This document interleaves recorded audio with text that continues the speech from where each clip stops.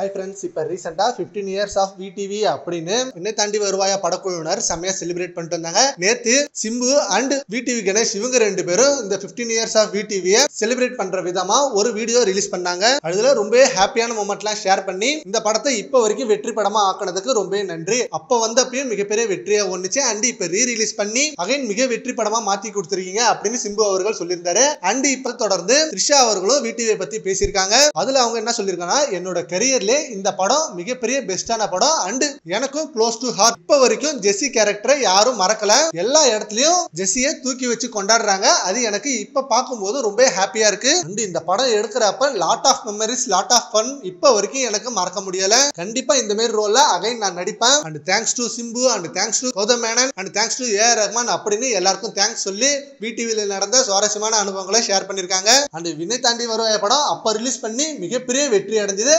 And அதை தொடர்ந்து இப்ப ரீசெண்டா கூட ரீரிலீஸ் பண்ணாங்க. அப்பவும் ஃபேன்ஸ் அதை பயங்கரமா செலிப்ரேட் பண்ணாங்க. 15 வருஷம் ஆகிடுச்சு அப்படின்னு இப்ப அதுல நடிச்சவங்க, ப்ரொடியூசர் அப்படின்னு எல்லாருமே இந்த படத்தை பத்தி நிறைய ஷேர் பண்ணிட்டு இருக்காங்க. அண்ட் த்ரிஷா சொன்ன மாதிரி இப்ப எல்லா இடத்துலயும் ஜெஸ்ஸி கேரக்டரை யாரும் மறப்பதே இல்ல. அப்படி ஒரு செம்மையான கேரக்டர் கொடுத்து கௌதம் மேனன் வேற லெவல படம் எடுத்திருந்தாரு. அகைன் கௌதம் மேனன் செம்மையான கம்பேக் கொடுக்கணும். அது ஒரு லவ் மூவியோ இல்ல ஆக்ஷன் மூவியோ, அவரோட கம்பேக் கண்டிப்பா வேணும். சரி ஓகே ஃப்ரெண்ட்ஸ், இப்ப த்ரிஷா அவர்கள் சொன்னதை பத்தி உங்க ஒப்பீனியனை நம்ம கான்வர்ஸ்ல கமெண்ட் பண்ணுங்க. Thank you friends.